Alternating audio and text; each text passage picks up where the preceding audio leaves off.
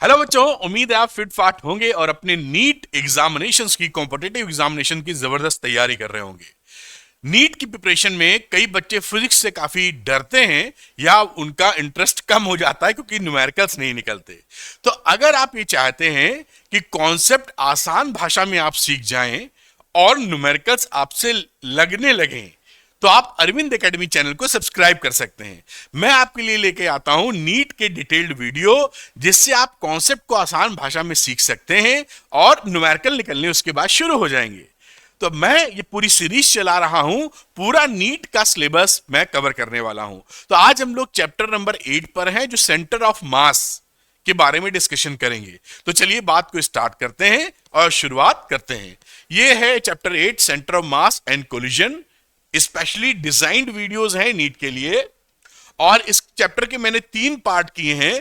पहले पार्ट को आज हम लोग करेंगे जो सेंटर ऑफ मास के बारे में है, कि हम किसी भी टू पार्टिकल सिस्टम है, टू बॉडी सिस्टम है, मैनी पार्टिकल सिस्टम है, कॉन्टिन्यूअस बॉडी है, इनका कहां कहां सेंटर ऑफ मास निकालेंगे, कैसे, पोजीशन क्या है उसकी। दूसरे में उसके मोशन की बात करेंगे, सेंटर ऑफ मास अगर मूव कर रहा है और उसका लीनियर मोमेंटम वगैरह। और तीसरे में कोलिजन की। तो आज हम लोग पार्ट नंबर 1 करेंगे, जिसमें सेंटर ऑफ मास क्या होता है, position of centre of mass as a system of two particle, position of centre of mass for a system of large number of particle, position of centre of mass for continuous bodies, and position of COM centre of mass of symmetrical bodies. इनके बारे में आज discussion करने वाले हैं। कई बच्चे कहते हैं जो आप पढ़ा रहे हैं सर, वो अगर उसका पीडीएफ भी मिल जाए नोटेशंस के साथ तो बहुत पढ़ाई आसान हो जाती है। तो कोई दिक्कत की बात नहीं है, आप अरविंद एकेडमी का टेलीग्राम चैनल ज्वाइन कर लीजिए,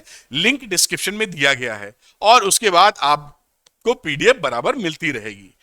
कुछ बच्चे मुझसे पढ़ना चाहते हैं या उनको और मटेरियल चाहिए होता है कि नीट में सिलेक्शन पक्का हो जाए, तो अरविंद एकेडमी ऐप है उसके लिए, इसका लिंक डिस्क्रिप्शन में दे रहा हूं, आप क्लिक करके इसको डाउनलोड कर लीजिए। स्टोर सेक्शन में जाइएगा और वहां पर आपको नीट के लिए काफी स्ट्रॉन्ग मटेरियल दिखेंगे, आप वो लेकर अपनी पढ़ाई को और अच्छा कर सकते हैं। आइए आज के टॉपिक को शुरू करते हैं, जो कि है सेंटर ऑफ मास। तो देखिए, पहली बात है कि सेंटर ऑफ मास हमारे लिए अहमियत क्या रखता है या होता क्या है। तो यहां पर देखिए, जैसा लिखा है कि centre of mass of system of particles. System of particle का मतलब क्या है कि जैसे मान लीजिए यहां पर एक मास है, यहां पर दूसरा मास है, यहां पर तीसरा, ये सिस्टम ऑफ पार्टिकल्स हो गए, जिसका किसी का मास मान लीजिए m1 होगा, किसी का मास m2 होगा, किसी का मास m3 होगा, ऐसे।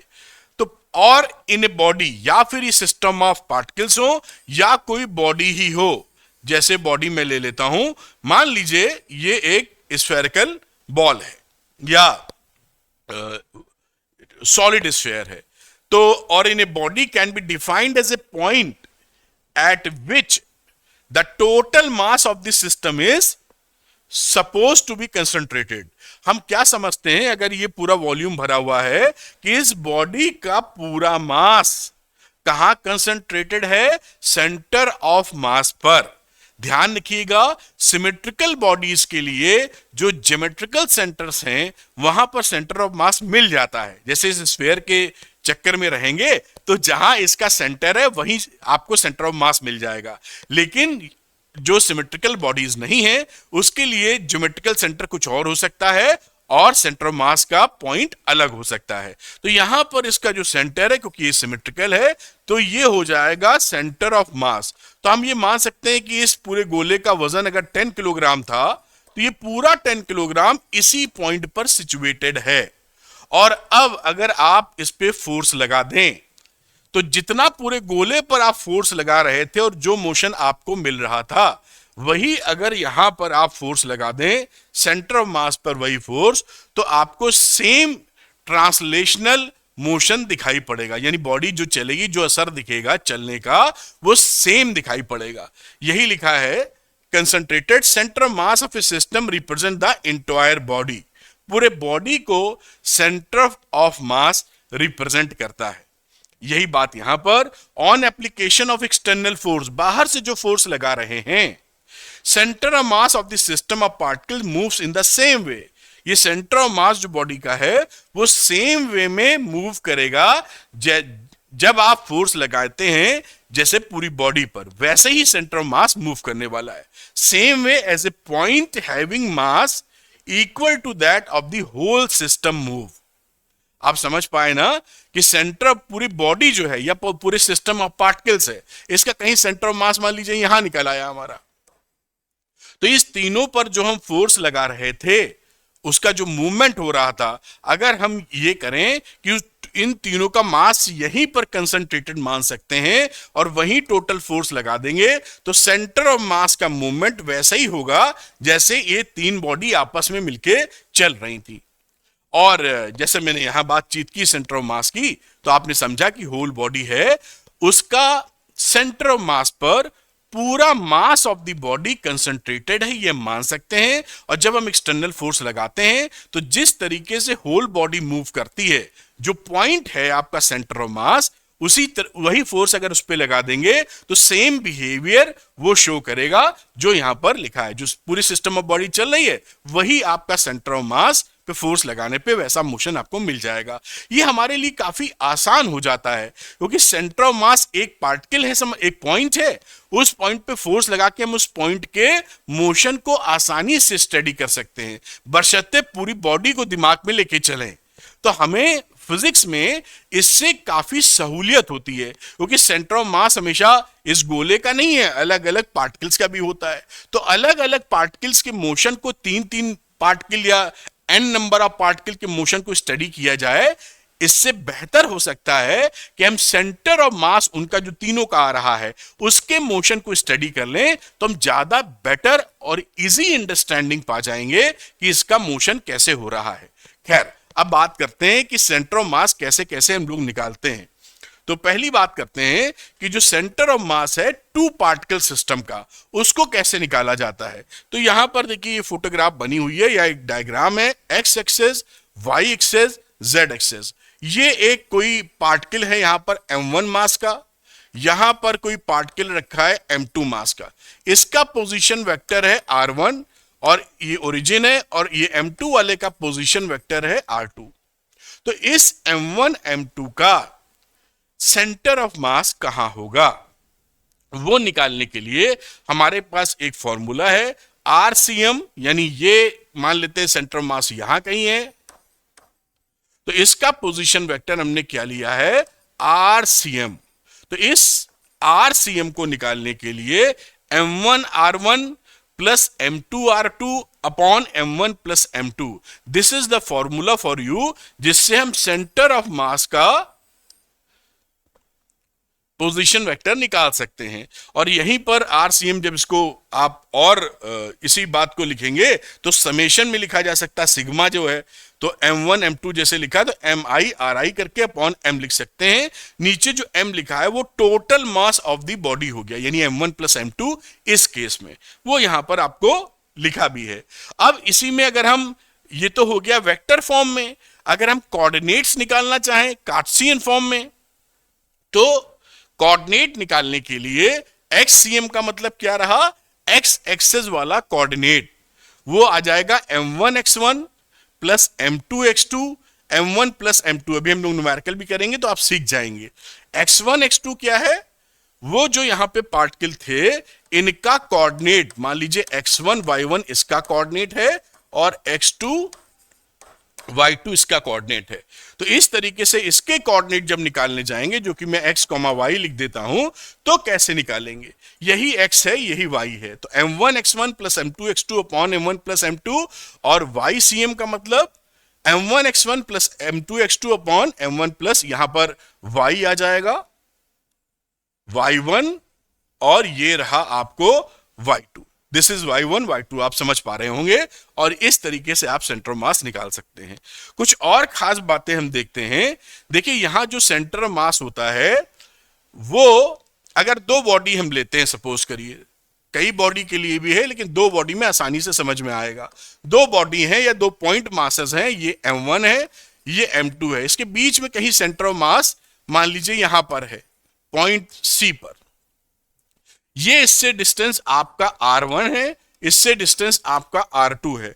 तो हम क्या देखते हैं, जिसका मास ज्यादा होता है उस तरफ आपका सेंटर ऑफ मास खिसक जाता है या उसके पास चला जाता है। तो अगर इसका मास ज्यादा है तो ये R2 इसके लिए कम होगा, यानी R2 M2 में या R1 M1 में रिलेशन क्या है, 1/M1। अगर M1 ज्यादा तो R1 कम, क्योंकि ये सेंटर ऑफ मास ज्यादा मास वाले के करीब आ जाता है, तो ये R1 कम हो जाएगा। तो R1 और M1 में कैसा रिलेशन हो जाता है, inverse relation, inverse proportionality, R is proportional to 1/M। यही बात यहां लिखी गई है और इसी से रेशियो ले सकते हैं आप कि अगर मैं R1/R2 कर रहा हूं तो इनवर्स प्रोपोर्शनलिटी में ऊपर M2 आ जाएगा, नीचे M1। ये याद रखने की जगह अगर हम इसको इस तरह याद कर लें, M1 R1 और M2 R2, यही चीज है, क्रॉस मल्टीप्लाई कर दी है, तो हमारे लिए बहुत आसान से याद हो जाता है। मल्टीप्लिकेशन हमेशा डिवीजन से आसान होता है हमारे लिए, जोड़ना घटाने से आसान होता है। तो M1 R1 is equal to M2 R2, ये रिलेशनशिप चालू रहेगी अगर दो बॉडी के सिस्टम की हम बात कर रहे हैं तो। अब यही बात यहां पे देखिए लिखी है, M1 M2 centre of mass R1 R2, और ये टोटल डिस्टेंस क्या है, R। ये यहां से यहां तक का जो डिस्टेंस है, दिस इज R। R मतलब R1 प्लस R2। इससे एक फॉर्मूला और तेजी से निकालने के लिए बन जाता है कि अगर हमें R1 चाहिए या R2 निकालना हो तो फटाफट क्या करेंगे हम, तो बच्चों यहां पर देखिए M2R और नीचे आ जाएगा M1 प्लस M2, तो ये आप डायरेक्टली R1 की वैल्यू निकाल पाएंगे। M2R ध्यान रखिएगा वहां R1 है तो R के साथ M2 है, इनवर्स रिलेशन होता है दोनों में।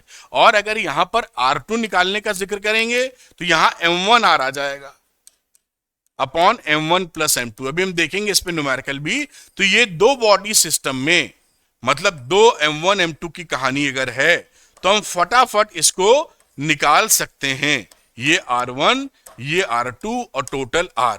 तो ये निकालने में हमारी काफी मदद कर देता है। और अगर कहीं पर दोनों मासेस इक्वल आ जाएं, M1 M2 इक्वल हो जाएं, तो वहां पर आप MM रख देंगे क्योंकि दोनों मास इक्वल है, तो उसके सेंटर पर R1 प्लस R2 अपॉन 2, ये देख रहे हैं ना, MM कट जाएगा, तो R1 प्लस R2 उसके मिड पॉइंट पर आपका सेंटर ऑफ मास आ जाता है। और अगर ये मासेस अलग अलग हैं तो उसके सेंटर पर ना आकर कहीं आएगा, जिससे हम फाइंड आउट कर पाएंगे। तो अगर मासेस इक्वल हैं, जैसा आप देख रहे हैं, if there are equal masses, M1 M2 M के बराबर है, तो उस समय हमारा R1 प्लस R2 यानी उसके मिड पॉइंट पर सेंटर ऑफ मास आपको मिल जाएगा। तो ये बात आप समझे होंगे। और अब हम लोग कुछ न्यूमेरिकल भी लगाते हैं जिससे और क्लैरिटी हमारे सामने आ जाएगी। ठीक, तो ये लिखा है, two bodies of masses 1 kilogram and 2 kilogram are located at, ये आपको कोऑर्डिनेट सिस्टम दिए हुए हैं, तो इसके कोऑर्डिनेट दिए, मैं इसकी फोटो नहीं बना रहा हूं, सीधे फॉर्मूला लगा दूंगा क्योंकि कोऑर्डिनेट बनाने में हमें फिर एडजस्ट करना पड़ेगा। कोई दिक्कत वैसे है नहीं, फिर भी मतलब आप बना ही लीजिए, चलिए काहे को रह जाए। ये ओरिजिन है, 1 2 है तो इधर 1 पकड़िए, इधर 2 पकड़िए, यहां एक बॉडी रखी है ऐसे, ये मास 1 किलोग्राम M1 वाला यहां रखा है। फिर लिखा है -1, ये -1 आ गया और 3 यहां कहीं आ जाएगा, ये 2 था, 3 यहां कहीं चला गया, दिस इज M2। ये कुछ इस तरीके की बॉडी रखी है, M1 M2, ये पॉइंट हो गया 1,2 और ये पॉइंट हो गया -1,3 और M2 की वैल्यू क्या है, 2 किलोग्राम। ये सिचुएशन है, बात समझ गए। अब calculate the coordinates of centre of mass, इन दोनों का सेंटर ऑफ मास है कहां, यानी हम ये कैसे जानने की कोशिश करें कि हम कोई पॉइंट ऐसा ढूंढ लें जहां पर हम ये मान सकें कि इन दोनों का मास मिला के रख दिया जाए और हम एक्सटर्नल फोर्स लगाएं तो इन दोनों के मोशन को उससे ही समझ पाएं। सेंटर ऑफ मास का यही मतलब होता है।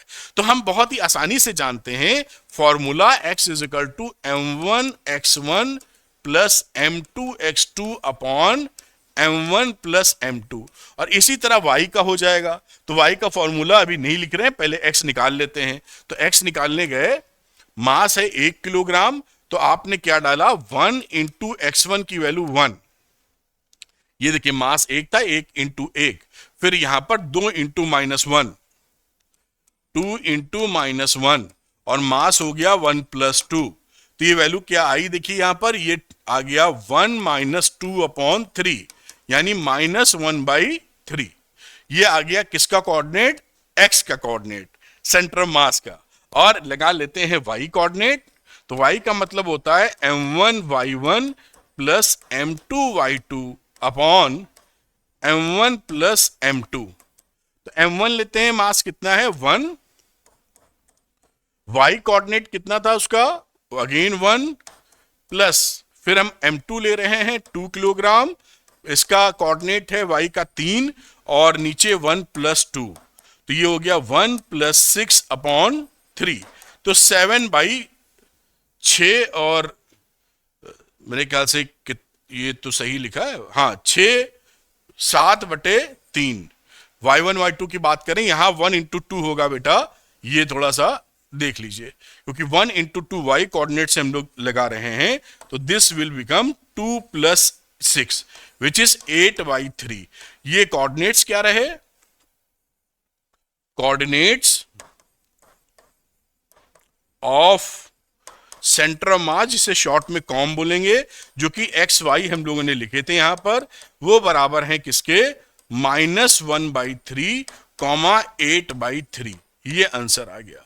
तो यहां से आप देख सकते हैं -1/3 यहां कहीं, और 8/3 का मतलब है 2.5 के आसपास, यहां कहीं इसका सेंटर ऑफ मास कॉम मिलेगा, एक अंदाजे के तौर पे बात कही जाए तो। इस तरह से ये देखिए सवाल आपका बन गया। तो मैं हट जाता हूं, इसको आप नोट कर लीजिए। अगला फिर से एक न्यूमेरिकल लेंगे जिससे हमें और क्लैरिटी मिल सके। नोट कर लिया होगा आपने। तो अगली बात पकड़ते हैं। 2 particles of mass 1 kilogram and 2 kilogram are located at x is equal to 0, x is equal to 0। यहां पर लोकेशन है m1 की, जो कि 1 किलोग्राम का है, और दूसरा है x बराबर 3 पर, यहां ले लेते हैं x बराबर 3, और यहां पर है m2 की वैल्यू 2 kg। इस तरह से मास सिचुएटेड है। Find the position of their centre of मास, इनका सेंटर ऑफ मास हमको निकालना है। तो यहां पर देखिए कोऑर्डिनेट्स जो दिए हैं, y कोऑर्डिनेट 0 है, उसी तरीके से निकाल सकते हैं। और बाकी y कोऑर्डिनेट ना हो तो और एक तरीका, मैं 2 तरीके से बताऊंगा आपको।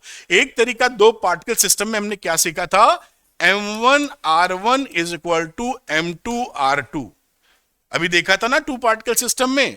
मान लीजिए इसका सेंटर ऑफ मास यहां कहीं है, कॉम, ये वैल्यू ले लेते हैं हम लोग x, और उनके बीच का डिस्टेंस देखिए 3 है, तो ये वैल्यू कितनी हो जाएगी, 3 - x। ये 3 कहां से निकाला, इससे दूरी 3 है ना, ये पूरी दूरी कितनी है, 3। तो ये 3 से x घटा दिया तो ये वैल्यू मिल गई। अब यहां पर यही बात रख दीजिए और मामला आपका बन जाएगा। तो m1 1 किलोग्राम, r1 की जगह x, m2 की जगह 2 किलोग्राम, और r2 की जगह 3 - x, और x बराबर 6 - 2x। तो 3x बराबर 6, यानी x की वैल्यू कितनी हो गई, 2। और ये आंसर आ चुका है। इसका मेथड नंबर 2 भी बता देता हूं, है तो यही, लेकिन आपके दिमाग में रहे, बड़ा मजा आता है और सट से सवाल हो जाता है। मेथड नंबर 2, आपने ये भी देखा था, मैं कलर इसका बदल दूं, कि हमने एक और चीज देखी थी कि अगर x का सेंटर ऑफ मास हम लोग निकाल रहे हैं, तो हम क्या निकले थे, x लिखते थे और इसको लिखते थे m2r upon m1 plus m2। याद है ना, अगर r1 r2 लेते थे तो अगर r1 की वैल्यू निकाल रहे हैं तो हम m2r m1 प्लस r2, अभी एक फॉर्मूला पीछे लिखा था 2 के लिए, अगर सेंटर ऑफ मास यहां है, ये r1 है, ये r2 है, और ये पूरा r है, ये m1 और ये m2 है। तो करने का इस फॉर्मूले से भी खट से आंसर आ जाएगा। देखिए r1 हम यहां से निकाल रहे हैं, दिस इज r1, 2 किलोग्राम रखें, टोटल r कितना हो गया 3, और टोटल मास कितना है 1 किलोग्राम प्लस 2 किलोग्राम, तो 6/3, और ये रहा 2 मीटर, या जिसमें भी बात कही गई है मीटर में। तो देखिए इस तरह से भी खटाक से आपका आंसर आ जाएगा, जो भी ओरली कर सकते हैं इसको आप 2 पॉइंट सिस्टम में देख पाए होंगे आप। मैं हटता हूं, नोट कर लीजिए, दोनों आपने दिमाग में रखिए, जहां पर रेशियो की बात करेगा उधर निपट लेंगे, वरना ये तो खटाक से 2 पॉइंट सिस्टम में बड़ा बढ़िया तरीका है। आगे चलेंगे, लेकिन इसको आप नोट कर लें, फिर आगे की बात देखते हैं। एक और न्यूमेरिकल लेने की कोशिश करेंगे, फिर आगे बढ़ेंगे। चलिए अगली बात देखते हैं।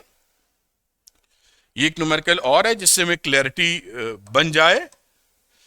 2 पॉइंट ऑब्जेक्ट्स, अगेन ये क्योंकि 2 पॉइंट का ही जिक्र कर रहे हैं टॉपिक, तो 2 पॉइंट ऑब्जेक्ट्स की ही बात कर रहे हैं, of mass 1.5 g and 2.5 g represents respectively are at a distance of 16 centimetre. तो ये जो मासेस हैं,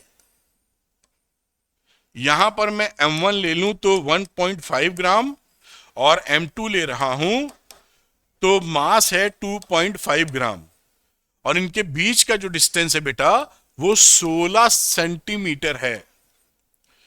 the centre of mass is at a distance x from the object 1.5, यहां से centre of mass x distance पर है, this is x, और ये सेंटर ऑफ मास है। दूसरा वाला ऑब्वियसली 16 माइनस x पे हो जाएगा।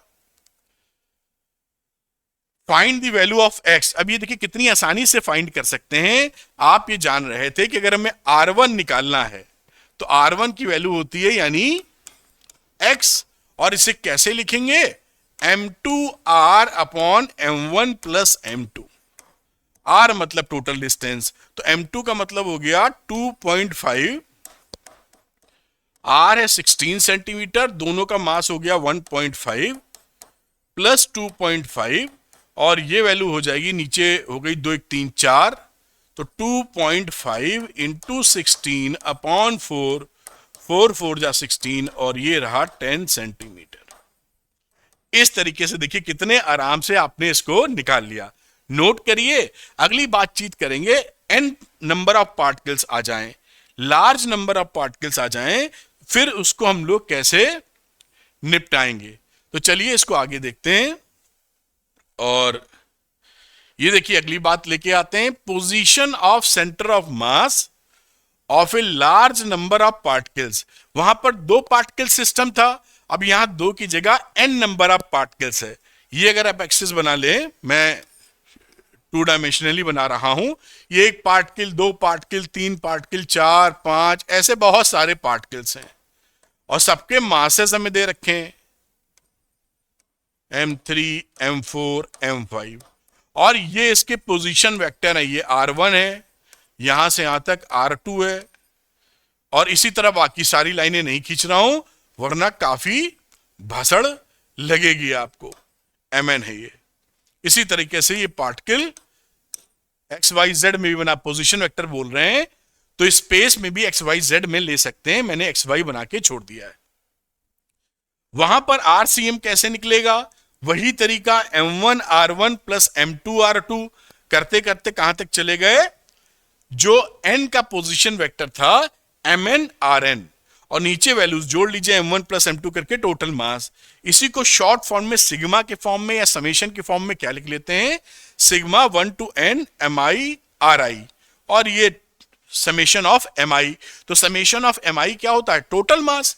सारे पार्टिकल को जोड़ डालेंगे तो टोटल मास निकल आएगा। तो इसको हम कैपिटल M लिख देते हैं, क्योंकि सिग्मा का मामला थोड़ा बोझिल लगता है तो जरूर जरूरत उसकी, तो यहां कैपिटल M लिख देते हैं, और ऊपर summation i to n mi ri हो गया। और बस ये हो गया आपका m1 m2 सब जोड़ के जो टोटल मास है।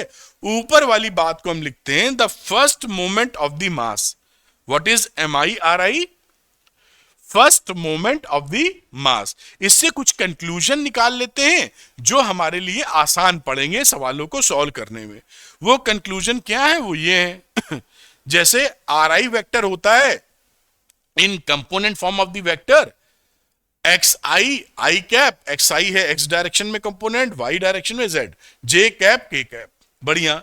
तो यहां पर rcm जब आप निकालेंगे, इस बात को याद रखिए, तो आप इसको xcm i cap, ycm j cap और zcm से k कैप लिख सकते हैं। और जो फॉर्मूला अप्लाई करेंगे, देखिए xcm जब निकालना हो तो XCM के लिए ये फॉर्मूला m1 x1 प्लस सबको x के फॉर्म में जोड़ डालिए, नीचे टोटल मास, ये जो फॉर्मूला आया। इसी तरीके से ये देखिए शॉर्ट में x का फॉर्मूला है, ऐसे ही y कोऑर्डिनेट और ऐसे ही z कोऑर्डिनेट।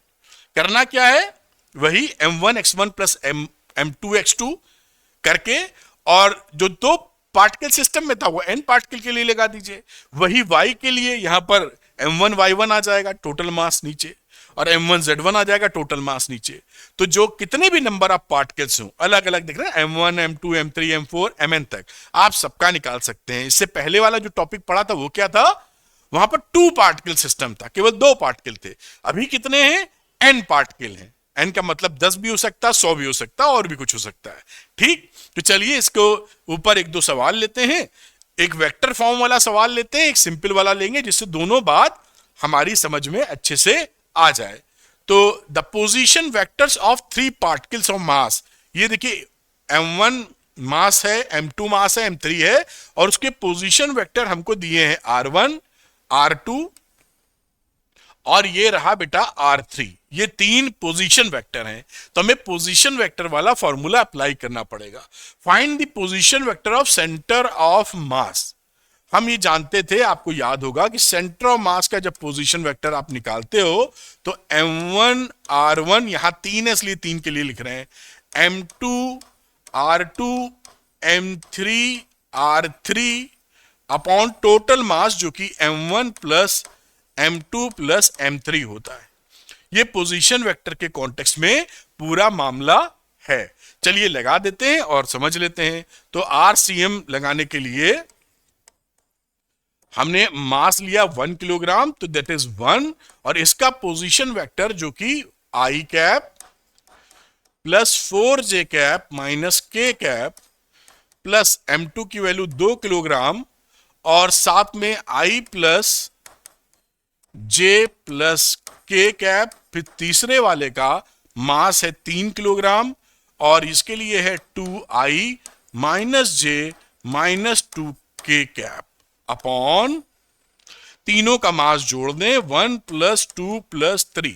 इस तरीके से आप आसानी से कर सकते हैं।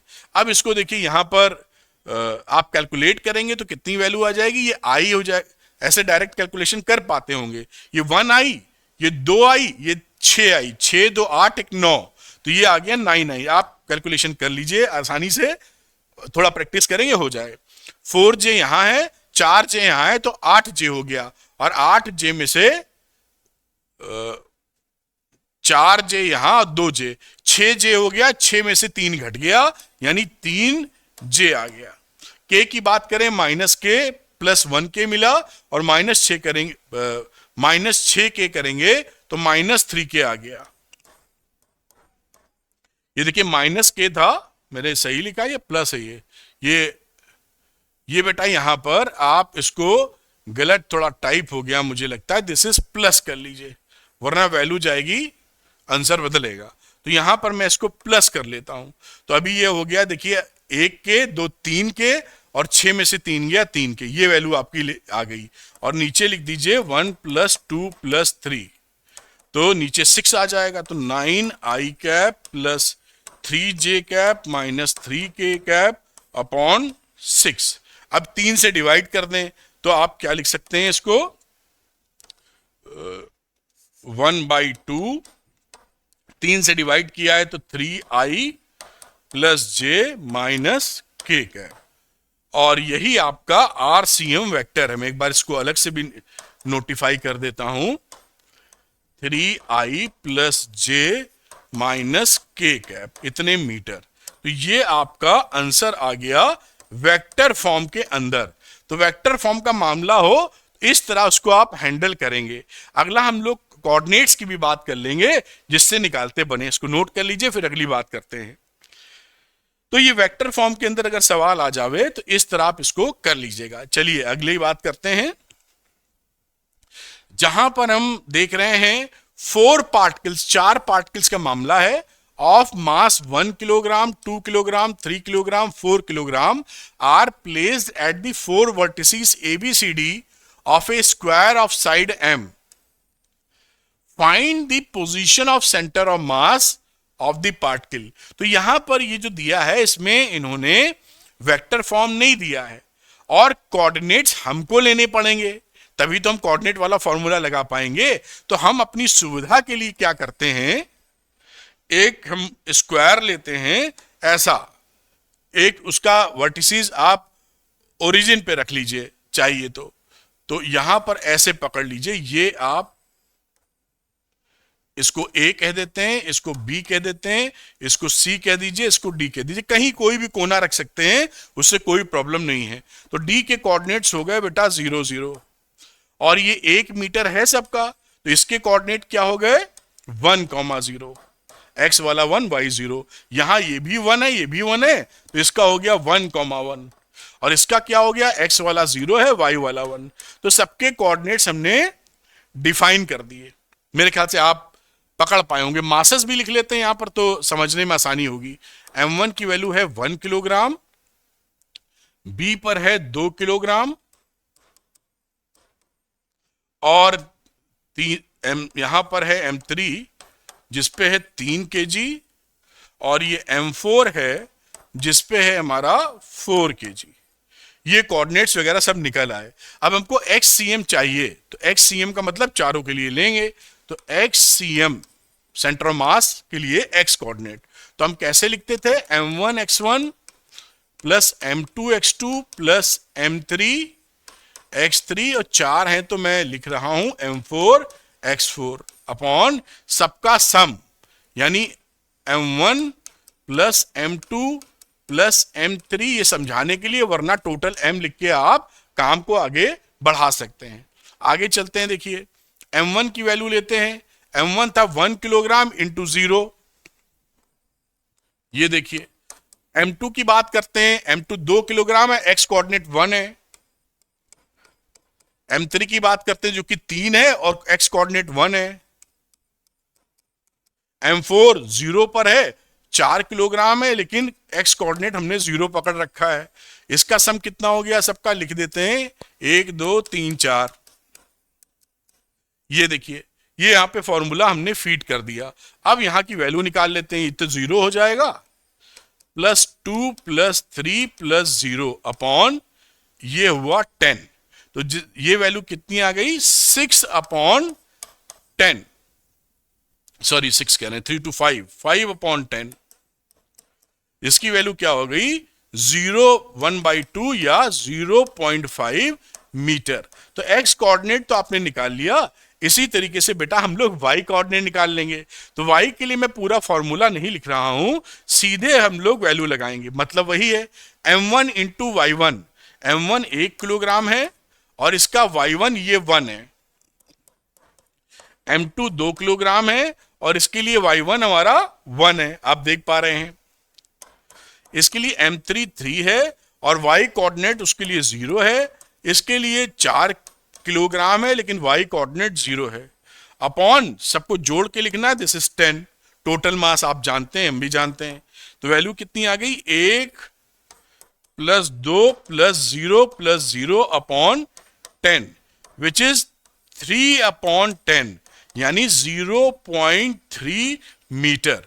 तो कोऑर्डिनेट्स क्या हुए, या centre of mass, centre of mass के coordinates is at XCM, YCM, और ये वैल्यू कितने के बराबर है 0.5 metre, 0.3 metre. This is the answer. इस तरीके से आप सेंटर ऑफ मास बहुत ही प्यार से निकाल सकते हैं। अभी एक ट्रायंगल वाला सा भी सवाल बनता है, उसको भी करेंगे, तो इसको आप नोट कर लीजिए। मुझे पूरी उम्मीद है कि बहुत अच्छे ढंग से आप इसको समझ पाए होंगे। चलिए अगली बातचीत करते हैं। ये तो 4 पॉइंट का था, एक ट्रायंगुलर लैमिना भी ले लेते हैं, बहुत आसानी से आप करते दिखेंगे। तो यहां पर लिखा 3 पॉइंट मासेस, m1 है 2 kilogram, m2 4 kilogram, m3 6 kilogram. At the 3 corners, ये कॉर्नर्स लिखा है, corners of an equilateral triangle of side 1 metre, find the location of their centre of mass. तो देखिए, जब भी हमको छूट मिले ना, फ्रीडम, अब ये एक इक्विलैटरल के तीनों वर्टिसेस पे रखा गया है, तो हम एक वर्टिसेस को ओरिजिन पे ले लेंगे, कहीं ले सकते हैं हमारे लिए, लेकिन आसानी हो जाएगी। तो हम क्या करेंगे, एक्स वाई एक्सेस जो लिया, यहां पर 0 0 कोऑर्डिनेट ले लिए, जो कि जानते ही ओरिजिन होता है, और यहां पर जो ट्रायंगल है वो ट्रायंगल इक्विलैटरल कुछ मैंने ऐसे ले लिया। बहुत अच्छा तो ट्रायंगल बनता दिख नहीं रहा है, फिर भी इस तरह का ट्रायंगल बना दिया। ये तीसरा वाला इधर आर्म है, ये ट्रायंगल इक्विलैटरल है, ऐसा आपको मान के चलिए, बढ़िया है। तो मासेस सपोज करिए, यहां पर मास हमने m1 रख दिया है, यहां पर मास हमने m2 रख दिया है, यहां पर मास हमने m3 रख दिया है, तीनों साइड्स पे, और साइड भी इसकी 1 1 दी है। इसके कोऑर्डिनेट देखिए 0 0 हैं, इसकी साइड 1 है अकॉर्डिंग टू क्वेश्चन, तो ये कितना हो जाएगा, ये हो जाएगा 1,0 इसके कोऑर्डिनेट। इसके कोऑर्डिनेट में थोड़ी तिकड़म लगानी पड़ेगी, देखिए, क्योंकि x, ये देखिए यहां से मैंने परपेंडिकुलर ड्रॉप किया, तो ये वैल्यू तो हो जाएगी आधी। इक्विलैटरल ट्रेनों में तीनों साइड बराबर होती है, ऊपर से परपेंडिकुलर ड्रॉप करो तो नीचे वाले लाइन को बाइसेक्ट करती है, तो दिस इज हाफ। लेकिन ये वैल्यू निकालनी है, तो ये कितनी है, देखिए दैट इज 1। तो यहां पर अगर मैं इसको निकालूं, मैं नाम दे देता हूं a, ये तो o है ही है, इसको लिख देता हूं b और इसको लिख देता हूं c। तो इसमें अगर पाइथागोरस लगा दीजिए, दिस इज 90 डिग्री, तो आप अगर AC निकाल, आप क्या लिखते हैं, OA स्क्वायर हाइपोटेन्यूज का स्क्वायर फिर OC square plus CA square. हमें निकालना क्या है, CA स्क्वायर, तो CA स्क्वायर की वैल्यू कितनी हो गई, OC square minus OA square. OC कितना है बेटा, OC है आधा, ये CA स्क्वायर निकालने हैं, तो OA स्क्वायर उल्टा लिखा है, ये हो जाएगा OA square minus OC square. तो OA कितना हुआ, 1 का स्क्वायर माइनस हाफ का स्क्वायर। आप ये सीधे निकाल सकते थे, मैंने एक बार करके दिखा दिया है, 1 माइनस 1/4 यानी 3/4। तो CA कितना हो गया बेटा, √3/2, अंडर रूट लेंगे √3 और नीचे 4 का अंडर रूट 2, तो इसका ये हाइट आया है इतना। तो x तो रहा कोऑर्डिनेट हाफ, और दूसरा कोऑर्डिनेट y कितना है, √3/2। ये थोड़ा इसमें इस पॉइंट टू बी नोटेड, ये बात आप थोड़ा सा दिमाग में रखें कैसे निकाला है। यही इसमें कोऑर्डिनेट निकल आया, तो ये वैसा ही सवाल हो गया जैसा हमने पिछला सवाल लगाया था, तो लगा लेते हैं फिर भी। अब यहां पर XCM की बात करें, मैं फॉर्मूला नहीं लिख रहा हूं, सीधे लगाएंगे M1 X1। M1 कौन सा, ये पकड़ा है, तो M1 यानी कि 2 किलोग्राम, X1 मतलब 0, फिर M2 की वैल्यू है 4 किलोग्राम और X वहां पर हाफ है, फिर M3 है 6 किलोग्राम और उसके लिए वैल्यू है X एक्सेस की 1 अपॉन तीनों का सम 2 + 4 + 6। तो ये वैल्यू देखिए क्या आ जाएगी, यहीं पे देख लीजिए, ये देखिए 0 है, ये 2 आई, ये 6 आई, तो ऊपर वैल्यू कितनी आ गई, 6 और 2 8। एक बार चेक करेंगे दोबारा, और ये नीचे आ रही है 12। तो एक बार फिर से ये x के लिए जो लिया है, कौन सा हमने, कहां गया x भाई, M2 के लिए ये वैल्यू ली थी हाफ, इसका आधा 1 साइडेड है ना, ये तो ठीक है, और दूसरी वैल्यू हो गई √3/2, तो उसकी बात की बात है। तो ये 4 × आधा, ये ठीक लिखा हुआ है, 6 × 1। चलिए ये वैल्यू आती दिख रही है, आप भी कमेंट करके बताइएगा ये सही है कि नहीं, कैलकुलेशन या वैल्यू रखना।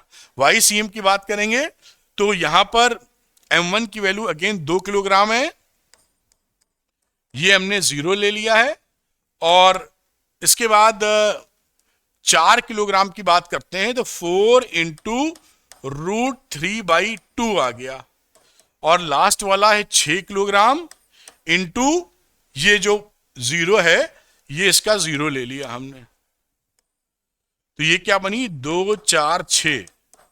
अब वैल्यू क्या है, ये 0 हो गया, ये 0 हो गया, ये 2√3 बना, तो √3 अपॉन 10 2 12, तो √3 अपॉन 6, √3/6, ये YCM हमारा कोऑर्डिनेट आ रहे हैं। तो ये सेंटर ऑफ मास कहां हो जाएगा, इसका सेंटर ऑफ मास, उसकी कोऑर्डिनेट्स हो जाएंगे 8/4 का मतलब 4/3 और y का मतलब √3/6। ये मीटर में था तो ये मीटर में हो जाएगा जिसमें भी दिया है। This is the answer. तो इसको आप नोट कर लीजिए, फिर आगे की बात करते हैं। बच्चों यहां पर एक इंटरेस्टिंग पॉइंट नोट कीजिएगा कि मैंने यहां पर m1 यहां लिया है, m2 यहां, m3 यहां। तो इस तरह से कोऑर्डिनेट्स मानने पर ये सेंटर ऑफ मास आ रहा है। अगर आप m1, m2, m3 ऐसे ले ले, मैं दिखाऊं, तो आपका कोऑर्डिनेट्स बदल जाएंगे, सेंटर ऑफ मास नहीं बदलेगा, लेकिन जहां से हम नाप रहे हैं उससे कोऑर्डिनेट्स बदल जाएंगे। क्या कहने का मतलब है? कहने का मतलब है कि अगर हम लोग इसी डायग्राम में ये जैसे मैंने m1 लिया यहां ले लें, m2 आप यहां ले लें और m3 यहां ले लें, समझ पाए ना? m1, m2, m3 का पोजीशन हमने चेंज कर दिया, क्योंकि डायग्राम में तो पोजीशन दिया नहीं था, तो जो भी लेके आप कर सकते थे, या तो डायग्राम में पोजीशन छपा हो।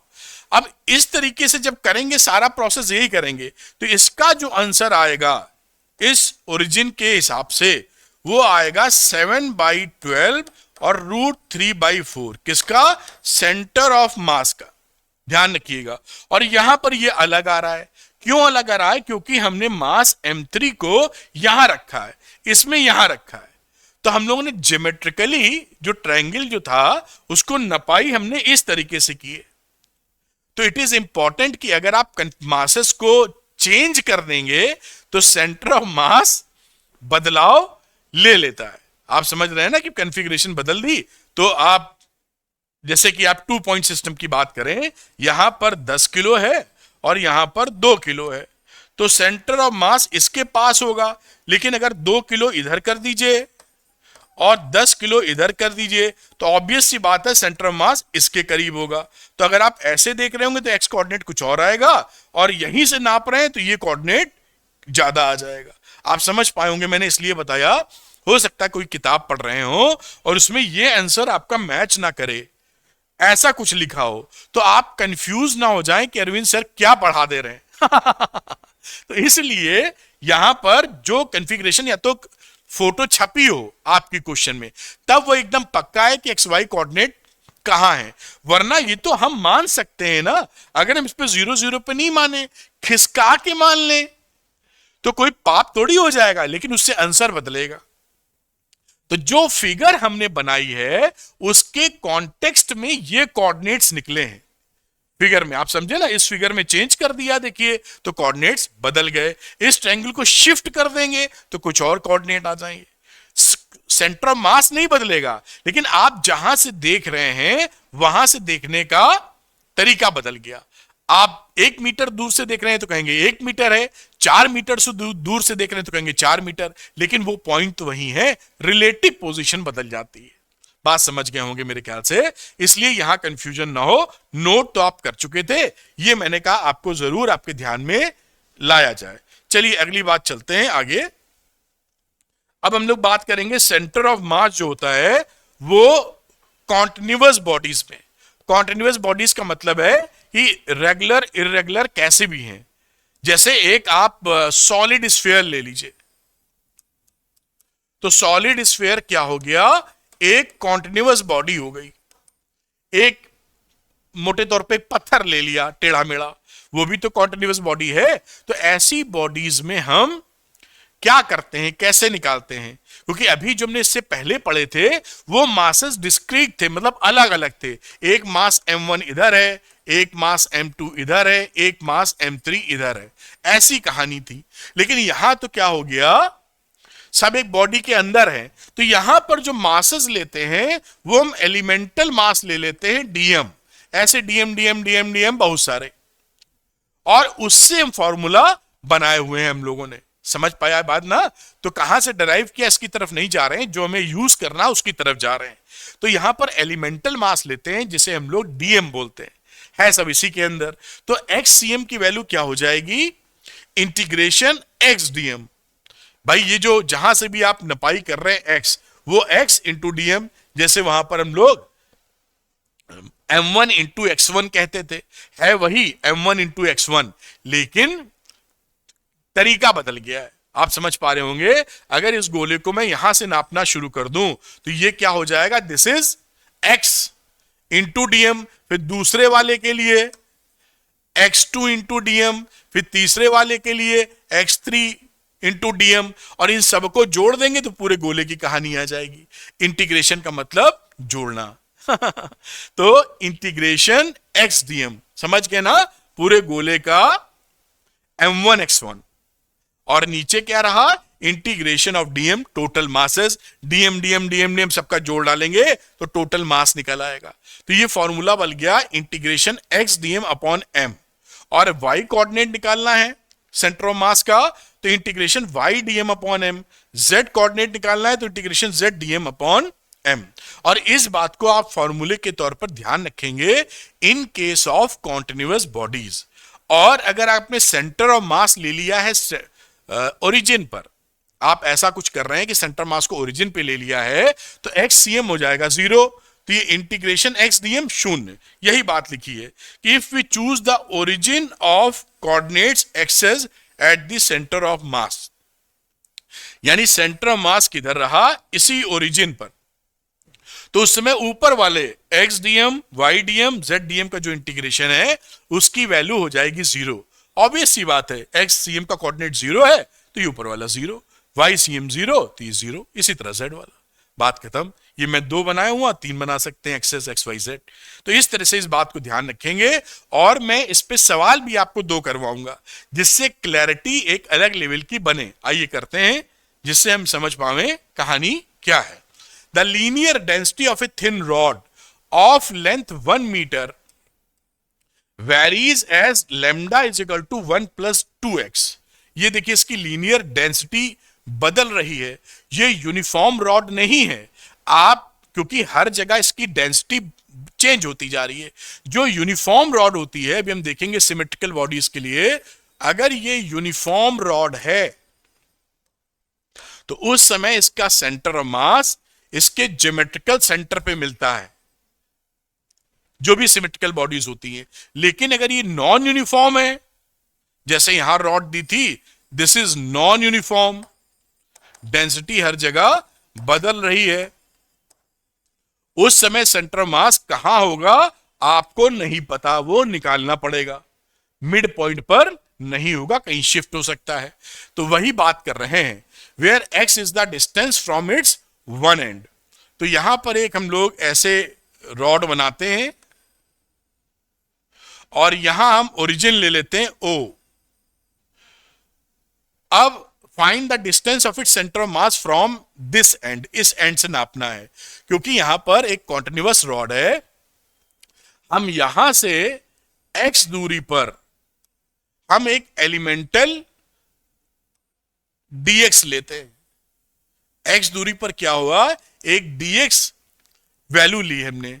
अब हम इस dx को उस मास से रिलेट करने की कोशिश करेंगे। तो यहां पर ये इसका जितना dx है उसका मास क्या है, dm, या आप ये पकड़ लीजिए कि dm इज द मास और dx इसकी लेंथ है।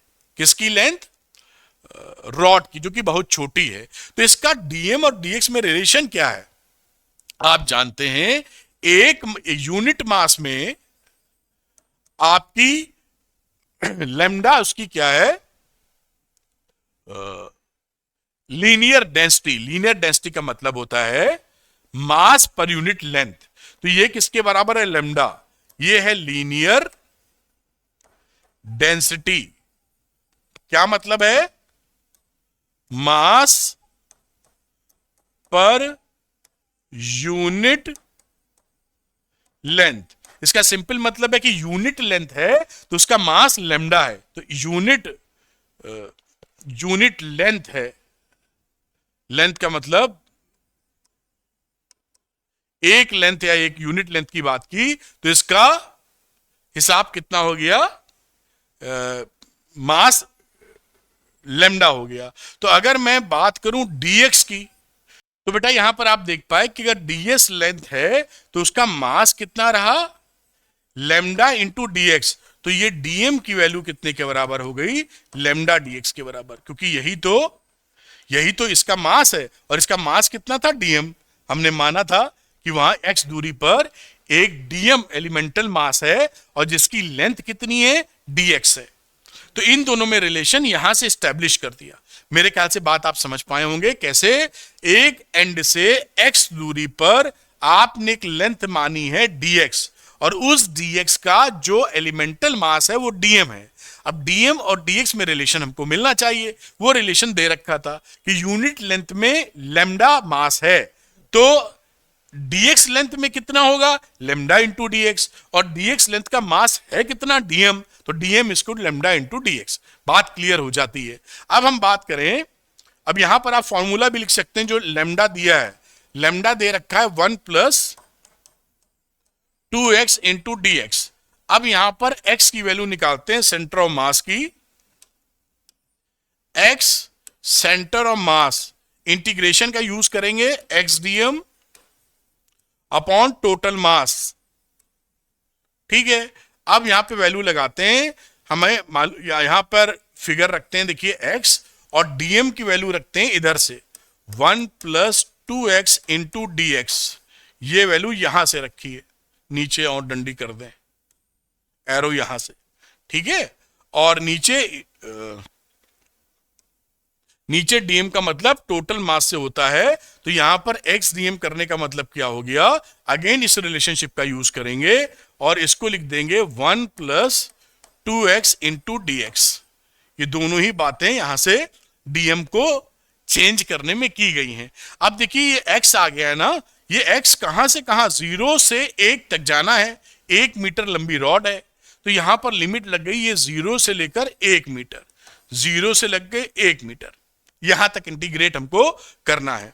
अब आसानी से इसका इंटीग्रेशन किया जा सकता है, जैसे 0 to 1 x को अंदर मल्टीप्लाई कर लो, तो x प्लस 2x स्क्वायर, ये रहा dx, और नीचे 0 to 1, और इसका सीधे इंटीग्रेशन कर देते हैं तो हो ही रहा है, 1 का होता है x और 2x स्क्वायर अपॉन 2, और लिमिट यहां लग जाएगी 0 to 1।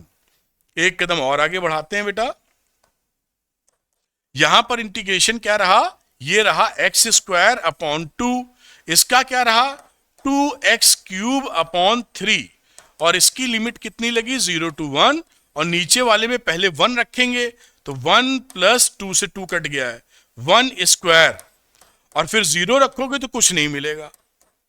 अब आगे बढ़ते हैं, ये कितनी वैल्यू हो गई, नीचे 2, ऊपर रखते हैं 1 रखी पहले, तो 1 स्क्वायर अपॉन 2, फिर ये रखी प्लस 2/3 1 क्यूब, और फिर 0 रखेंगे माइनस कैसे, जैसे हमने पढ़ा है सब 0 हो जाएगा क्योंकि हर जगह x है, और नीचे आ रही है वैल्यू 2। चलिए बढ़ते हैं आगे, ये रहा 1/2, ये रहा 2/3, और ये रहा अपना 2। अब इसको सॉल्व कर लिया जाए, हो गया सॉल्व, उसमें है ही नहीं कुछ, तो यहां पर ऊपर एलसीएम ले लीजिए, तो ऊपर 6 आ जाएगा, और ये रहा 3, ये रहा 4, ये रहा 2, तो 7/12 आ गया, ये आंसर हो गया। यानी इस एंड से, ये क्लियर क्वेश्चन है, इस एंड से 7/12 मीटर की दूरी पर इसका सेंटर ऑफ मास मिलेगा। तो आपने देखा ये मिड पॉइंट नहीं है, मिड पॉइंट कहां होता, 0 1 के बीच में 0.5, 7/12 0.5 नहीं होता है, इसलिए क्योंकि ये नॉन यूनिफॉर्म रॉड थी, इसलिए इसका सेंटर ऑफ मास थोड़ा शिफ्टेड है, और कैसे शिफ्टिंग हुई है वो उसकी मास के ओरिएंटेशन पे डिपेंड करता है। तो इसको भी आप नोट कर लें, कॉन्टिन्यूअस बॉडी में हम कैसे निकालते हैं। एक सवाल और लेंगे जिससे क्लैरिटी आपकी अच्छी बने, ये नोट कर पाए होंगे उम्मीद है। अब इसको मैं थोड़ा ऊपर कर देता हूं, ये देखिए यहां पर ये बाकी बातचीत यहां हो गई जो आप इंटीग्रेशन से समझ पाए होंगे। चलिए अगले सवाल की तरफ चलते हैं, वो भी कॉन्टिन्यूअस का ही निकालने का मामला है, उसको भी निकालते हैं। तो लिखा है a straight rod of length L has one of its ends at the origin and the other x बराबर l। तो यहां पर आप ये एक रॉड ले लीजिए और यहां पर जो ओरिजिन था एक एंड है जिसका 0.00 होता है, तो ये x बराबर 0 है और अगला एंड जो है वो x बराबर l है। ये आपको कहा गया है। If the mass per unit length, वही लीनियर मास डेंसिटी बता रहे हैं, of the rod is given by ax, यानी पिछले में लेमडा था ना, यहां लेमडा की ही वैल्यू ax दी है। लेमडा क्या है? Linear mass density. इसका मतलब क्या होता है? एक यूनिट लेंथ का मास लेमडा है, एक यूनिट लेंथ का मास लेमडा है, ये इसका मतलब है। खैर, where a is the constant and x तो आपको है सेंटर ऑफ मास निकालना है। अब यहां पे भी यही कहानी करेंगे कि इस वाले से एक्स दूरी पर हम लोग कोई एलिमेंटल लेंथ ले लेंगे विच इज dx, और इसी का मास कितना है? dm। dm dx में रिलेशनशिप बनाना जानते हैं हम लोग। यूनिट लेंथ में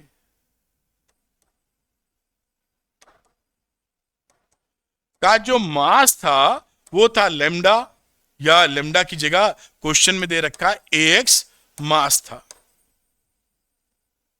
तो हमारा dx लेंथ में कितना होगा मास? तो ax इंटू dx ये मास है, और यही dx का मास कितना लिखा है हमने? dm। तो dm बराबर ax इंटू dx, बात खत्म। ये रिलेशन हमको मिल गया। अब जैसे हम करते थे वैसे ही सवाल को परफॉर्म कर देंगे। तो आइए कर लेते हैं, बहुत आसानी से हो जाएगा। अब यहां पर हम लोग xcm निकालने चले, सेंटर ऑफ मास। तो कैसे निकालेंगे इसको? Under root x dm upon dm। अब यहां पर क्या मास दिया है? टोटल नहीं, निकालना ही पड़ेगा, देख लेंगे। तो ये वैल्यू लिखते हैं, x लिखी, dm की जगह लिख दीजिए ax dx, और यही चीज यहां dm की जगह ax dx।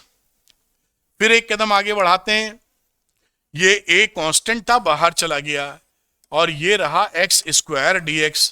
कहां से कहां तक ले जाना है? 0 से l तक आप देख रहे हैं। ये a बाहर चला गया, 0 से l x dx। ये a दोनों कट गया है। अब ये x स्क्वायर का जो इंटीग्रेशन होता है वो x क्यूब अपॉन 3 होता है, 0 टू l। इसका इंटीग्रेशन x स्क्वायर अपॉन 2 होता है, 0 से l। पहले l पुट कर दीजिए, 0 पुट करने पे तो कुछ मिलेगा ही नहीं। तो ये वैल्यू कितनी आएगी? यहां पर l क्यूब अपॉन 3। बाकी मैं 0 नहीं पुट कर रहा हूं, तो आप समझ ही गए होंगे। फिर यहां आ जाएगी l स्क्वायर बाई 2। ये काटोगे, एक बचेगा, ये आ जाएगा कितना? 2/3 l।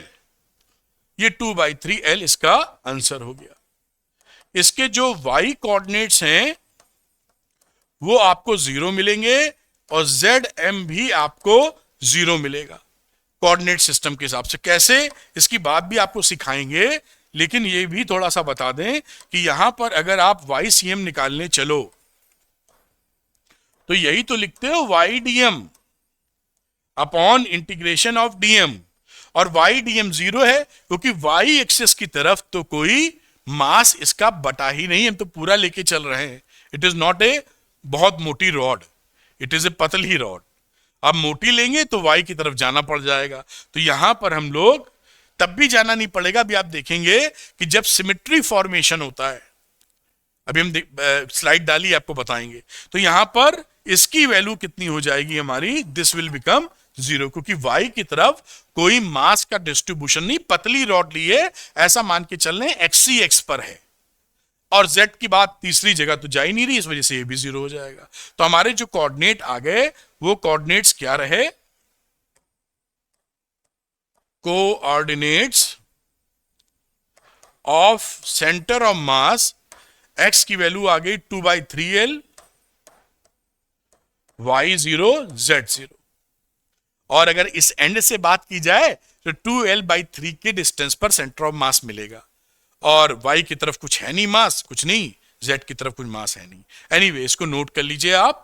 फिर हम लोग अगला करते हैं। ये कॉन्टिन्यूअस मास डिस्ट्रीब्यूशन जहां होता है वहां आप सेंटर ऑफ मास कैसे निकालते हैं उसकी चर्चा हम लोग कर रहे थे। अब इसके बाद कुछ इंपॉर्टेंट पॉइंट देखेंगे सेंटर ऑफ मास के लिए जो हमारे लिए काफी हेल्पफुल हो सकते हैं। तो चलिए फटाफट उसको भी देख लेते हैं। तो important points, position of centre of mass of symmetrical bodies.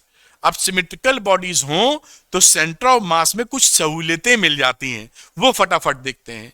तो ये कुछ इंपॉर्टेंट पॉइंट्स है सेंटर ऑफ मास के बाद जो सिमेट्रिकल बॉडीज है उसके बारे में ध्यान पूर्वक। For the bodies symmetrical about both the axes x और वाई, या फिर तीनों एक्स वाई जेड, तो उनका सेंटर ऑफ मास कहां पर मिलेगा? उनका सेंटर ऑफ मास मिलेगा एक्स वाई जेड जहां पर इंटरसेक्ट कर रहे हैं। तो आपको सेंटर ऑफ मास निकालने की आवश्यकता नहीं है। समझ में आई बात ना? कि अगर कोई बॉडी सिमेट्रिकल है, ध्यान रखिए सिमेट्रिकल है, जैसे कि स्फीयर होता है। स्फीयर में क्या है, ये एक्स एक्सेस बना दो, ये वाई एक्सेस और ये जेड एक्सेस, ये सेंटर है, थोड़ा सा ये डिसबैलेंस है, आप समझ जाइए। हर जगह ये सिमेट्रिकल है तो इसको आप सेंटर ऑफ मास निकालने की आवश्यकता नहीं है। तीनों जहां मिल रहे हैं वो आपका सेंटर ऑफ मास हो जाएगा, क्योंकि इस एक्स एक्सिस के अराउंड देखेंगे तो सिमेट्रिकल है, वाई के अराउंड देखिए तो जो इधर है वही इधर है, और जेड के अराउंड देखेंगे तो जो आगे है वो पीछे है, इसलिए काम बन जाता है। अगली बात देखते हैं कि मान लो तीनों एक्सेस के अबाउट सिमेट्रिकल ना हो, किसी एक के अबाउट सिमेट्रिकल हो, तो क्या होगा? पढ़िए आसानी से। The bodies which are symmetrical about one axis, centre of mass will lie on that axis. कहने का मतलब मान लीजिए ये एक्स एक्सेस है, जैसे अगर कोई हमने रॉड ले लिए ऐसे, आधी इधर आधी उधर, यूनिफॉर्म रॉड है, जो मास जैसा ऊपर है वैसे ही नीचे है, तो इसका सेंटर ऑफ मास कहां पड़ेगा? इसी एक्स एक्सेस पे पड़ेगा, क्योंकि इसके अबाउट सिमेट्रिकल है, जितना ऊपर जितना नीचे। ऊपर नीचे का मतलब यह है कि यूनिफॉर्म रॉड होनी चाहिए, मास और एक्स जितना ऊपर जितना नीचे, तो एक्स पे पड़ गया, बात खत्म है। वाई पॉइंट निकालने की या जेड पॉइंट निकालने की कोई आवश्यकता इसमें नहीं है। तो determine only that coordinate about which there is a symmetry. आप समझे ना, जहां पर सिमेट्री मिल रही है केवल आप एक्स कोऑर्डिनेट निकालेंगे, वाई कोऑर्डिनेट या जेड कोऑर्डिनेट इसका शून्य हो जाएगा। बात पकड़ में आई होगी। और कहीं पर सिमेट्री मिल ही नहीं रही है तो एक्स वाई जेड सब निकालेंगे, ये तो हमें सहूलियत मिल जाती है। बात समझ गए होंगे आप कि सिमेट्री अगर मिलेगी तो उसी एक्सेस पर आपको पॉइंट मिलेगा, जैसे आप समझ पाए। जैसे मैं एक पॉइंट और बताऊं, अगर आप जैसे रॉड ऐसे ले रहे हैं तो एक्स एक्सेस पे सिमेट्री मिली है, जो पार्ट ऊपर वो पार्ट नीचे, तो इसका सेंटर ऑफ मास यहीं लाई करेगा, कहीं लाई कर सकता। अगर पूरी इसी पर सिमेट्री है ऊपर नीचे तो हमारी, तो एक्स एक्सेस पर ही लाई करेगा, वाई निकालने की आवश्यकता नहीं पड़ेगी, क्योंकि आप देख रहे हैं एक्स के अबाउट सिमेट्री मिल रही है तो हिसाब बन जाएगा। और ये एक्स के हिसाब से सिमेट्री है और ये देखिए वाई के हिसाब से निकालें आप यहां, तो वाई अगर यहां लिया तो वाई के हिसाब से सिमेट्री है, तो इसी पॉइंट पर आपका सेंटर ऑफ मास पड़ेगा। तो जिसके अबाउट सिमेट्री रहती है उसी पर आपका फॉल कर जाता है सेंटर ऑफ मास। एक्स के अबाउट सिमेट्री है तो एक्स पे फॉल करेगा, वाई के अबाउट सिमेट्री तो वाई पर, कहीं सिमेट्री नहीं आपको मिल रही है तो वो कोऑर्डिनेट निकालना पड़ेगा फिर आपको। ठीक है, तो चलिए अगली बात समझते हैं। तो ये कुछ सिमेट्रिकल फिगर्स हैं जिनका सेंटर ऑफ मास हमें ध्यान रहे तो फटाफट सवालों को किया जा सकता है। तो centre of mass of some symmetrical bodies, जैसे यूनिफॉर्म स्फीयर है, हॉलो या सॉलिड हो, इसका सेंटर ऑफ मास क्या है? सेंटर पर। अक्सर आप देखेंगे सिमेट्रिकल बॉडीज में जो ज्योमेट्रिकल सेंटर होता है वहीं पर आपको सेंटर ऑफ मास मिल जाता है। यूनिफॉर्म सर्कुलर रिंग है, रिंग का मतलब रिंग जो पहनते हैं, ये छल्ला कह लीजिए। छल्ले में सेंटर ऑफ मास देखिए बीच में। इससे एक बात और साबित होती है कि सेंटर ऑफ मास का बॉडी के अंदर होना जरूरी नहीं है। भाई रिंग तो केवल बाहर बाहर है ना, ये तो हवा में है सेंटर ऑफ मास। तो ये ध्यान रखिएगा, ऐसा ना पकड़िएगा कि कोई बॉडी हमने पकड़ी तो सेंटर ऑफ मास उसी के अंदर होना चाहिए।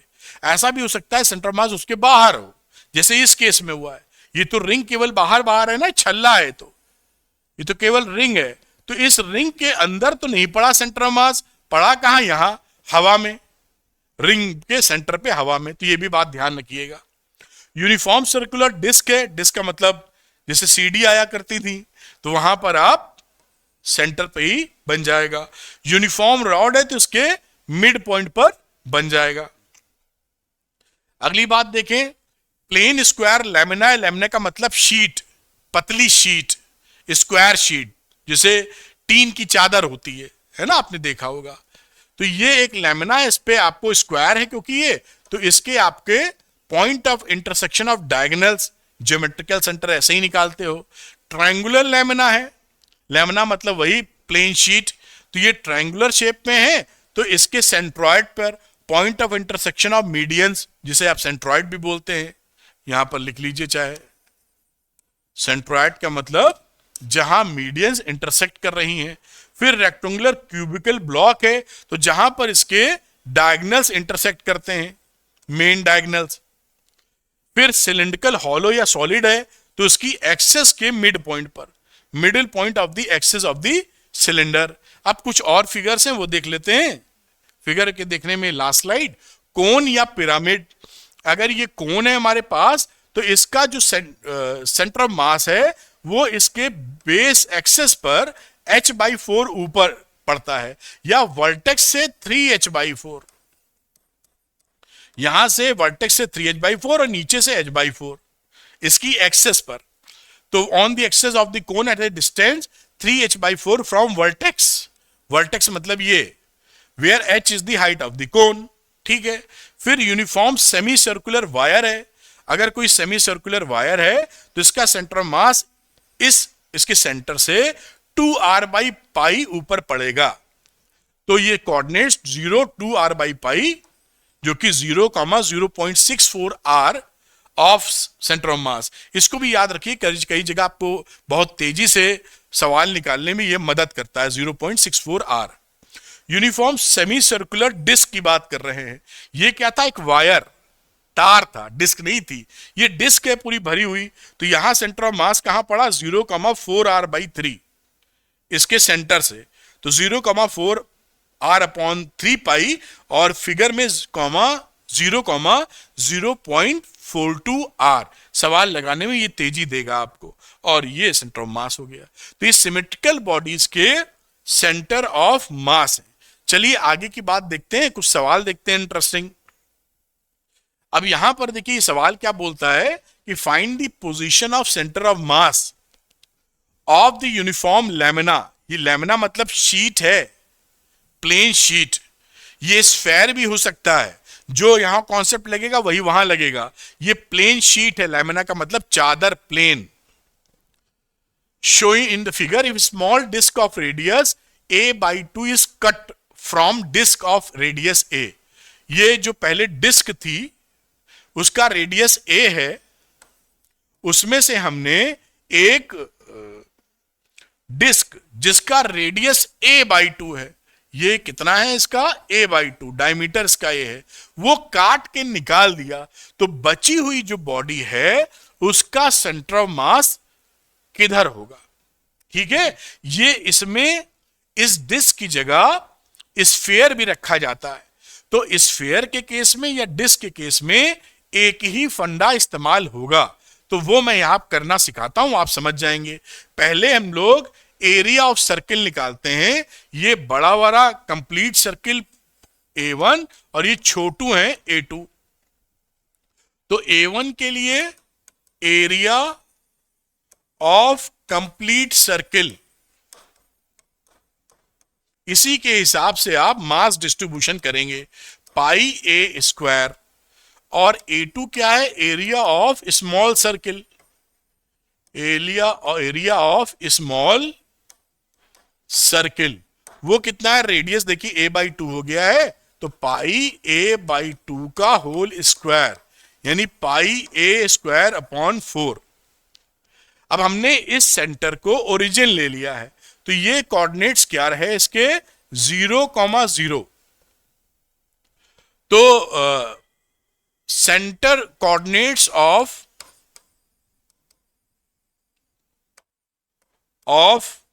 Centre of mass of big circle, full circle या लार्ज सर्किल, वो हमने क्या पकड़ लिया यहां पर, 0,0, जिसे हम x1 y1 भी दिमाग में रखेंगे, सवाल निकालने में वैल्यू पुट करेंगे इसमें।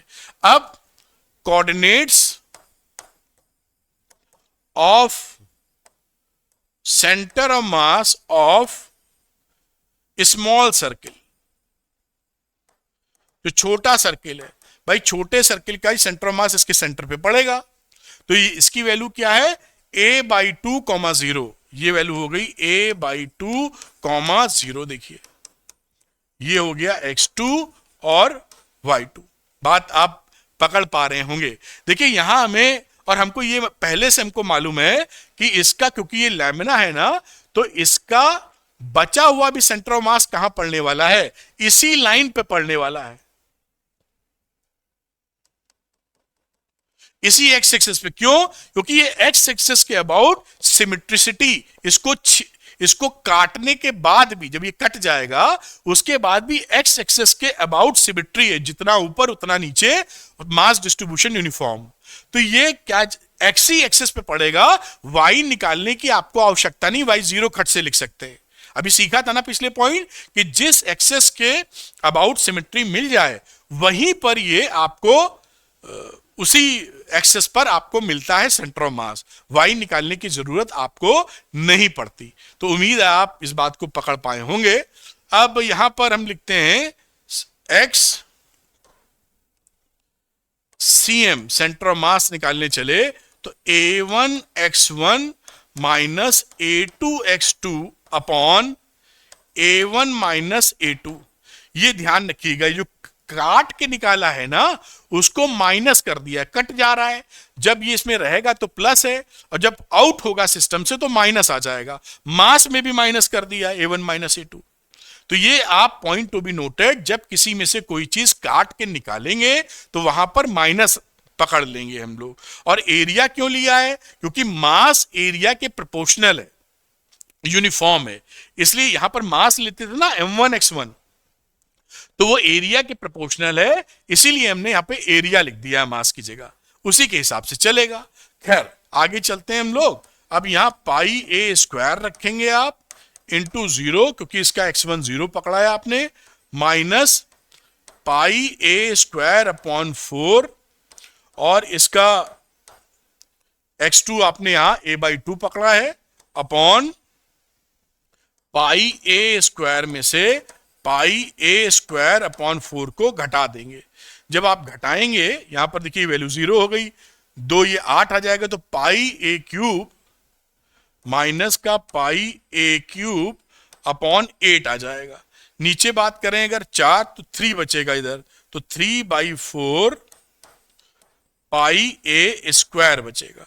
तो ये आपने काटा तो केवल यहां पर 1 बचा, यानी a की पावर 1, और 4 से काटोगे तो ये बचेगा 2, तो वैल्यू कितनी आ गई, माइनस a अपॉन 3 2 जा 6। इसको आप कैलकुलेट कर सकते हैं। बात समझ में आया। और वाई CM के क्या हाल चाल हैं, y coordinates, y CM will be 0। समझ पा रहे हो, क्योंकि सिमेट्री है, सिमेट्री अबाउट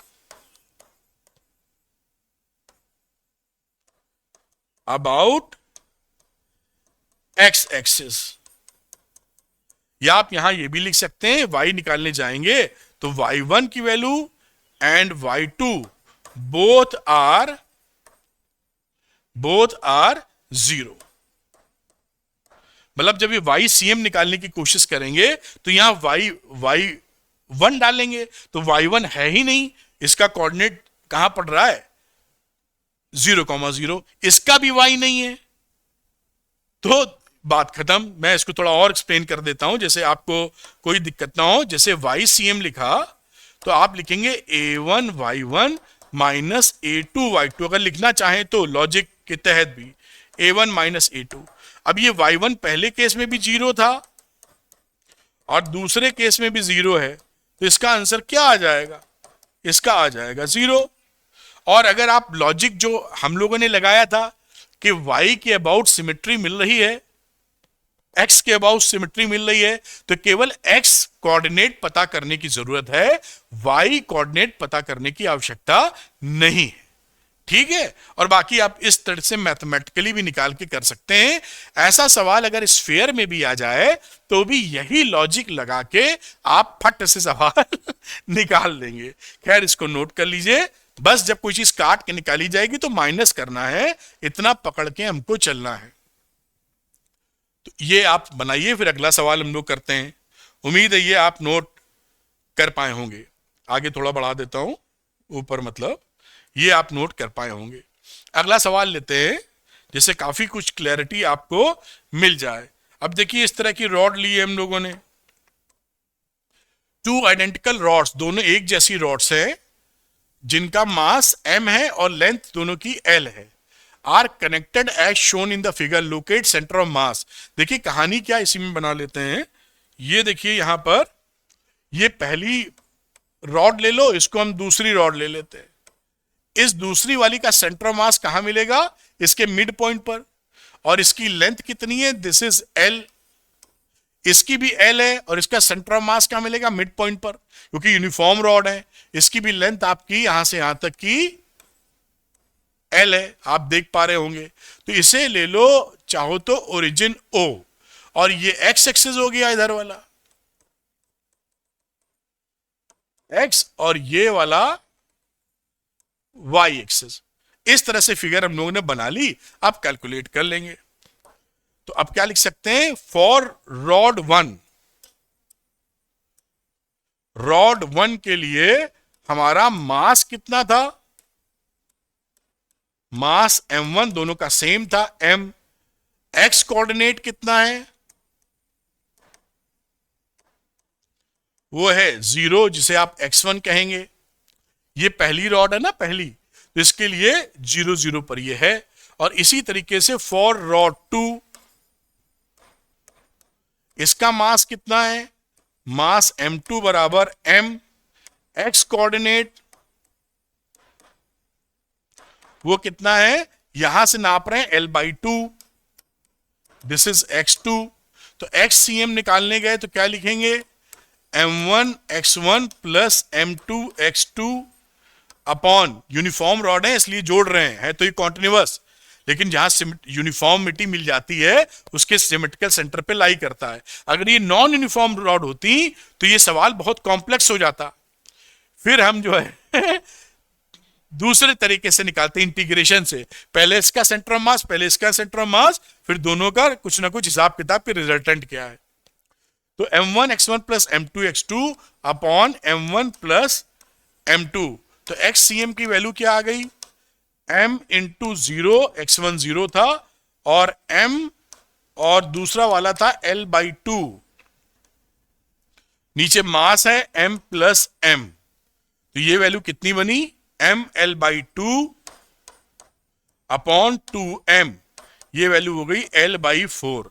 तो xcm निकल आया। और ycm अगर आप निकालेंगे, ycm विल बी 0। कैसे? आप ये भी समझ लीजिए, x एक्सेस के अबाउट ये सिमेट्री रख रहा है, जो इधर है वही इधर है, तो आपका y कोऑर्डिनेट 0 हो जाएगा। लिख दीजिए symmetry about x axis, so ycm will be 0। ये मैंने आपको समझाया था। अगर मैथमेटिकल फॉर्मूला लगाने की कोशिश करेंगे तो भी 0 आएगा, क्योंकि आप जब लिखेंगे, मैं आपको पूरा एक्सप्लेनेशन देने की कोशिश कर रहा हूं, m1 y1 लिखेंगे प्लस m2 y2 लिखेंगे और फिर m1 प्लस m2 लिखेंगे। तो ये देखिए y1 और y2 ये दोनों वैल्यू यहां पर 0 है। इसके केस में भी कुछ नहीं है y1, और इसके केस में भी कुछ नहीं है y2। तो इस वजह से दोनों 0 है, तो ये पूरा हमारा 0 हो जाएगा। या सबसे बढ़िया फंडा, जिधर सिमेट्री नजर आ जाए उसके लिए उसी लाइन या उसी एक्सेस पर सेंटर ऑफ मास पड़ेगा। अगर ये एक्स एक्सेस के अबाउट सिमेट्री है, जितना उधर उतना उधर, वैसे ही तो centre of mass x axis पे ही आएगा। अगर एक्स एक्सेस पे आएगा तो वाई कोऑर्डिनेट 0 होगा, जेड कोऑर्डिनेट 0 होगा, खत्म हो गई बात। ठीक, खैर ये बात आप सेंटर ऑफ मास कहां रहा फिर, तो जो सेंटर ऑफ मास के कोऑर्डिनेट्स रहे वो रहे L/4, 0। ये आपका आंसर रहा। इसको नोट कर लीजिए, अगला एक सवाल करते हैं जिससे ये पूरी बात आपकी कंप्लीट हो जाएगी। तो नोट करें, फिर हम अगला लेते हैं। तो बच्चों आइए करते हैं अगला सवाल, और ये सवाल काफी इंटरेस्टिंग है। तो लिखा, find the coordinates of centre of mass of a quarter ring. Quarter ring है of radius r placed in the first quadrant of a Cartesian coordinate system with centre at origin. ये कर क्या रहे हैं, देखिए ये मैंने कार्टेशियन एक्सेस बनाई, आपको दिखाता हूं। और यहां पर एक इन्होंने क्वार्टर रिंग रखा है ऐसे, जिसका सेंटर लाई कर रहा है ओ के ऊपर। अब हमें बताना है कि इसका सेंटर ऑफ मास के कोऑर्डिनेट्स क्या होंगे। तो इसके लिए एक प्रायर रिजल्ट्स की जरूरत पड़ेगी, तब आप इस सवाल को कर पाएंगे। वो रिजल्ट कहां से आता है, इंटीग्रेशन से। तो हम लोग इंटीग्रेशन पूरा नहीं करेंगे, आपको केवल ये बताएंगे कि उसका रिजल्ट क्या है। देखिए कभी भी कोई आर्क, आप जैसे ये आर्क ले लें और एक यूनिफॉर्मिटी है, मतलब यूनिफॉर्म डिस्ट्रीब्यूशन ऑफ मास है। अगर वो आर्क अपने सेंटर पर, ये इसका सेंटर ले लेते हैं, ये सेंटर पर एंगल बनाता है थीटा, तो ओ से कितनी दूर होता है सेंटर ऑफ मास, उसका वैल्यू होती है। मान लो सेंटर ऑफ मास कहां पड़ेगा, देखिए इससे कलर चेंज करना चाह रहा हूं। ये अगर मैं लाइन θ/2 पे खींच दूं, ये एंगल θ/2 ले लूं अगर, तो इस लाइन के अलॉन्ग ये सिमेट्री है, तो इसी लाइन पर सेंटर ऑफ मास पड़ने वाला है। जिसके अबाउट सिमेट्री होती है सेंटर ऑफ मास वही फॉल करता है। तो ओ से अगर मैं सी ले लेता हूं कोई पॉइंट, कि ओ सी, ये सेंटर ऑफ मास है, ये सेंटर ऑफ मास कितनी दूर है, ओ सी कितना है, तो ओ सी की जो वैल्यू होती है, याद कर लीजिए, r sin θ/2 अपॉन θ/2 होती है। इस रिजल्ट को इस्तेमाल करने के बाद ही इस सवाल को हम लगा पाएंगे। आप समझे, फिर से एक बार रिपीट कर रहा हूं 30 सेकेंड्स के अंदर, कि ये कोई यूनिफॉर्म आर्क है जिसका सेंटर ओ पर बन रहा है। ये आर्क इस पे थीटा एंगल बना रहा है। तो अगर मैं इसके θ/2 एंगल बाइसेक्टर पे लाइन ड्रॉ कर दूं, तो सेंटर ऑफ मास इसी लाइन पर पड़ेगा। क्यों? क्योंकि इसी लाइन के अबाउट ये सिमेट्री होल्ड किए हुए है। अब इस ओ से उस लाइन पर कितनी दूर पड़ेगा, तो उस ओसी की वैल्यू होती है r, इसकी रेडियस है, r इस एंगल का आधा sin θ/2 अपॉन θ/2, काम खत्म। तो यहां पर ये आर्क इस पे कितना एंगल बना रहा है, ये देखिए ये एंगल तो ऐसे बना रहा है, और ये पूरा एंगल कितना है, π/2 या 90। इसका सेंटर कहां पड़ेगा, इसका सेंटर ऑफ मास कहां पड़ेगा, इसके बाइसेक्टर पर कहीं पर पड़ेगा। मान लीजिए ये C ले लेते हैं, तो ये एंगल कितना है, π/2, जैसा मैंने समझाया। इसी के अबाउट ये सिमेट्री फॉर्म कर रहा है। तो अब बात करते हैं कि OC डिस्टेंस कितना होगा। तो OC डिस्टेंस के लिए इसी फॉर्मूले का इस्तेमाल, अगर इसका रेडियस हमने r लिया है, तो ये हो जाएगा r sin θ/2 अपॉन θ/2, मतलब OC is equal to r, और यहां पर ये थीटा था π/2, तो θ/2 हो जाएगा π/4। तो यहां पर आ गया sin π/4 अपॉन π/4। अब देखिए 4 तो ऊपर चला गया, 4r, sin π/2 होता है 1/√2, और ये रहा पाई। अब इसको रैशनलाइज कर दीजिए, √2 से ऊपर नीचे मल्टीप्लाई, तो ये 2 होके 2 मार देगा, वैल्यू आ जाएगी 2√2 आर अपॉन पाई, शांति से देख लीजिए आप, रूट टू मिलके 2, इस 2 ने इस 2 को मार दिया, 2 root 2 upon pi into r, ये ओसी निकला है। तो ओसी का मतलब है ये डिस्टेंस हमारे हाथ में है। अब कोऑर्डिनेट्स अगर निकालने हैं बेटा, तो कोऑर्डिनेट्स क्या रहे, यहां से आप ड्रॉप करो perpendicular, this is x c m, this is y c m. तो ये हमें यहां हाइपोटेन्यूज मिल चुकी है, ओसी जो निकाली है, ये क्या हो जाएगा, ओसी कॉस पाई बाई 4, ये है ना बेस, और ये परपेंडिकुलर, और ये क्या हो जाएगा, ओसी साइन पाई बाई 4। आप समझ रहे हैं, परपेंडिकुलर अपॉन बेस वगैरह करके निकाल सकते हैं, जो बड़ी बेसिक बात है। क्या लिखते हैं, बेस अपॉन हाइपोटेन्यूज, कॉस लिखा, पाई बाई 4, बेस का मतलब एक्सीएम अपॉन हाइपोटेन्यूज, यानी कि ये ओसी, तो एक्स सी एम कितना आ जाएगा, OC into cos pi by 4, OC into cos pi by 4। तो यहां एक्स सी एम में लिखता हूं, एक्स सी एम का मतलब है ओसी कॉस पाई बाई 4। ओसी की वैल्यू है 2 रूट 2 आर अपॉन पाई, और कॉस पाई बाई 4 होता है 1 अपॉन रूट 2। ये रूट टू कट गया, वैल्यू आ गई 2 आर अपॉन पाई। इसी तरह वाई सी एम की बात करें तो हो जाएगा ओसी साइन पाई बाई 4। हम जानते हैं कॉस पाई बाई 4 और साइन पाई बाई 4 की एक ही वैल्यू होती है, 1 अपॉन रूट 2, फिर रूट टू कट गया, और 2 आर अपॉन पाई। तो coordinates of centre of mass क्या रहे, coordinates of centre of mass वो रहे हमारे 2 आर अपॉन पाई बेटा, एंड 2 आर अपॉन पाई। ये आपका आंसर आ गया।